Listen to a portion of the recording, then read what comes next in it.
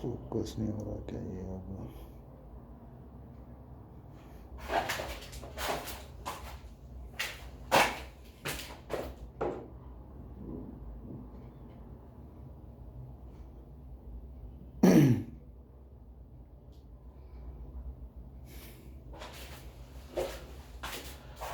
Good evening students, class 11th। आज हम दूसरे पार्ट की बात करेंगे जिसके अंदर हम क्वांटम एटॉमिक स्ट्रक्चर के बारे में बोल रहे थे। तो पहला हमने ड्यूअल नेचर ऑफ मैटर पढ़ा, उसके अंदर हमने डी ब्रोगली वेवलेंथ के बारे में कल डिस्कस की थी। तो डी ब्रोगली वेवलेंथ हमें क्या बताती है कि पार्टिकल नेचर और वेव नेचर को ज्वाइन कैसे करते हैं, वो उसने बताया। उसके बाद आता है एक और कंसेप्ट जो कि पढ़ना जरूरी है, that is Heisenberg uncertainty principle.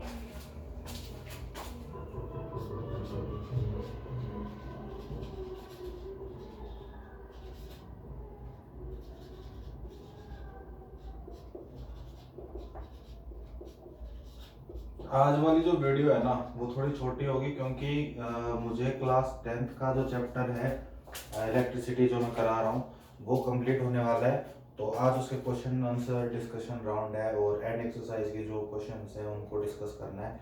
तो उसके लिए टाइम थोड़ा ज़्यादा लगेगा, इसलिए आज वाला जो वीडियो है वो छोटा रहेगा, लेकिन एक कंसेप्ट तो हम कर ही लेंगे जिससे कि आपको क्या पता चलेगा कि जो पहले हमने बात की थी उसके बारे में। तो आपको पता है कि जो कोई भी मैटर होता है उसके अंदर वेव नेचर भी होता है, पार्टिकल नेचर भी होता है, ठीक है, मोमेंटम भी होता है और वेवलेंथ भी होती है।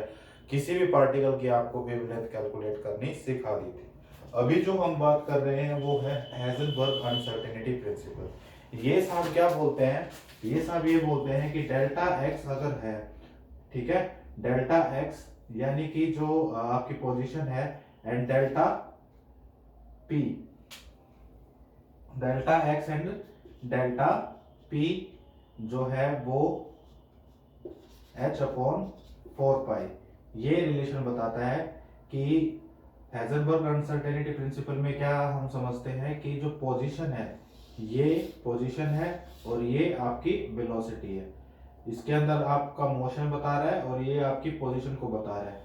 तो वो ये कहना चाह रहा है कि आप किसी भी पार्टिकल की दोनों चीजें, जैसे कि आप उसकी लोकेशन भी बता दो और आप उसकी वेलोसिटी भी बता दो, ऐसा पॉसिबल एक साथ नहीं है। ठीक है, पोजीशन मतलब कि इलेक्ट्रॉन कहाँ है और वेलोसिटी मतलब वो कितनी स्पीड से वहां पर मूव कर रहा है। तो ये दोनों चीजें अगर आपको डिटरमाइन करनी है तो आपको इस फॉर्मूला का यूज करना होगा।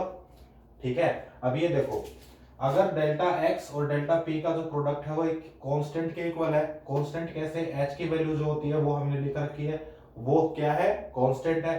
4 × पाई, ये भी कांस्टेंट वैल्यू आ गई।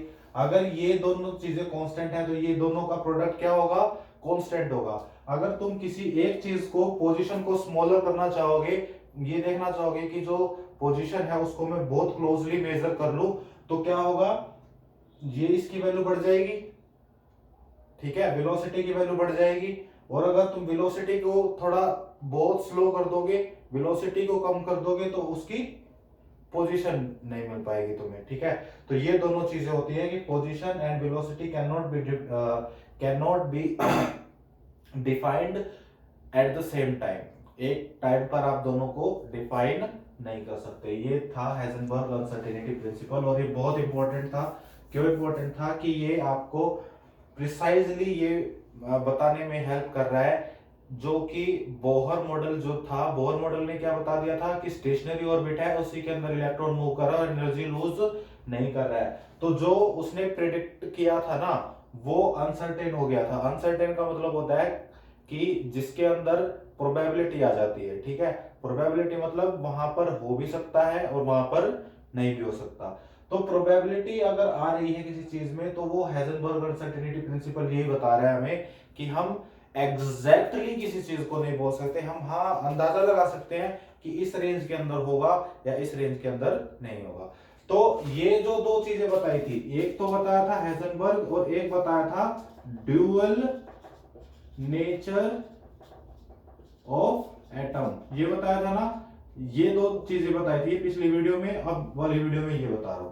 ये दोनों चीजें हमें क्या बता रही हैं, ये दोनों चीजें हमें बता रही है कि जो बोहर है जो बोहर है, बोहर का जो एटॉमिक स्ट्रक्चर है वो फेल हो गया है, तो बोहर्स लिमिटेशंस जो होंगी, बोहर्स एटॉमिक मॉडल की जो लिमिटेशंस हैं उनके अंदर ये दोनों चीजें कंसीडर होंगी। ये दोनों चीजें क्या कंसीडर होंगी कि ये दोनों चीजों को एक्सप्लेन नहीं कर पाया था वो, ये तो एक ही चीज है, ये तो एक ही चीज है, ये एक चीज हो गई और दूसरी चीज तुम ये समझ, ये ठीक है। Heisenberg uncertainty principle and dual nature of atom, इसके बारे में वो एक्सप्लेन नहीं कर पाया था, ठीक है। तो ये उसकी लिमिटेशंस है, बोहर एटॉमिक स्ट्रक्चर के अंदर ये उसकी लिमिटेशंस है। फिर बस इतना ही है। और उसके बाद अनसर्टेनिटी जो है, जो ये हम अनसर्टेनिटी डिफाइन कर रहे हैं ना, तो ये हम स्मॉल ऑब्जेक्ट्स के लिए एप्लीकेबल करते हैं। जो ये प्रिंसिपल है ये वैलिड किसके लिए है, वैलिड है मतलब कि उससे रिजल्ट ठीक ठाक आ जाएगा आपका।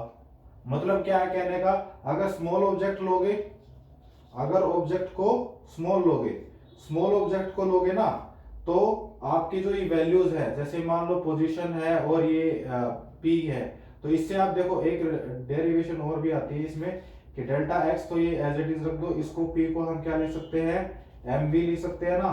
तो वेलोसिटी के अंदर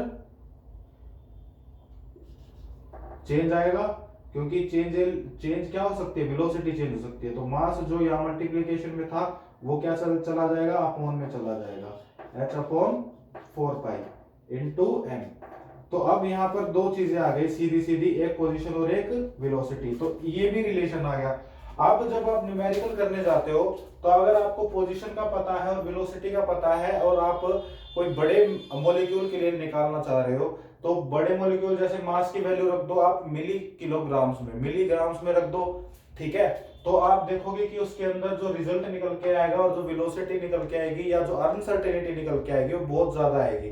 बहुत ज्यादा आने का मतलब क्या हो गया कि आप उसको मेजर नहीं कर सकते। यहाँ पर मास ऑफ इलेक्ट्रॉन रख के देखना, एक बार आप इस पे मास ऑफ इलेक्ट्रॉन रख के देखना, h की वैल्यू रखना, 4 पाई की वैल्यू रखना, जो अनसर्टेनिटी की वैल्यू आएगी वो इतनी आएगी कि आप उसको स्टडी कर सकते हो, ठीक है।